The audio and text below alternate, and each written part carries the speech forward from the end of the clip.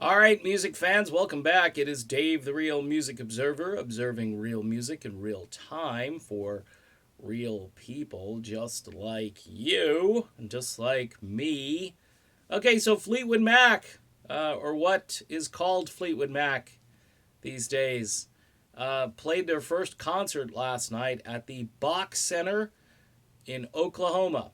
And from what I understand, there were over 1,000 tickets available from just Ticketmaster alone.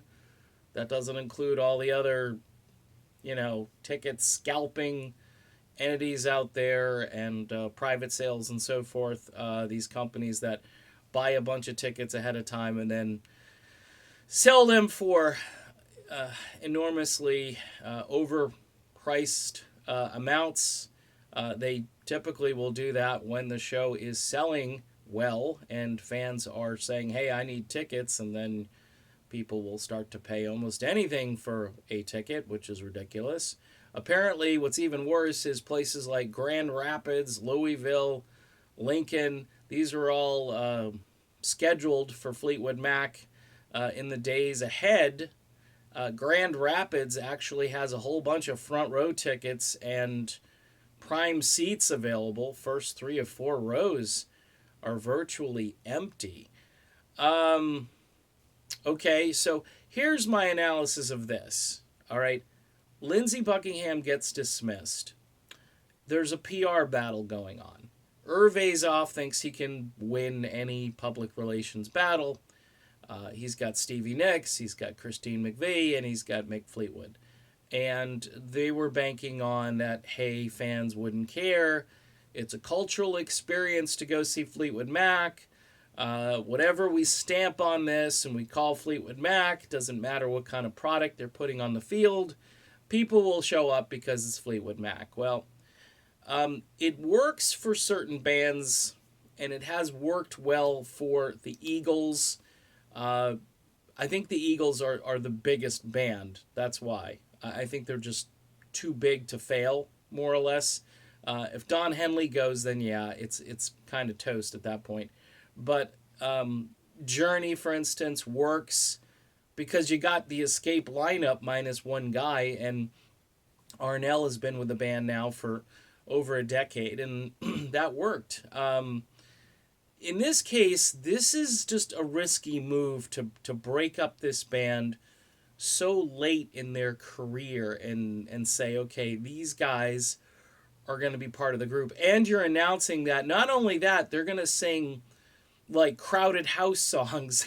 You're just thinking to yourself, I'm going to see Fleetwood Mac. I keep kidding around saying, just go get your tickets to see Rumors ATL from Georgia. They're just phenomenal, and I'd rather go see them. There's a lot of this empathy that people were supposed to have for Stevie Nicks because of these allegations that were made against Lindsey Buckingham in this book that came out last year.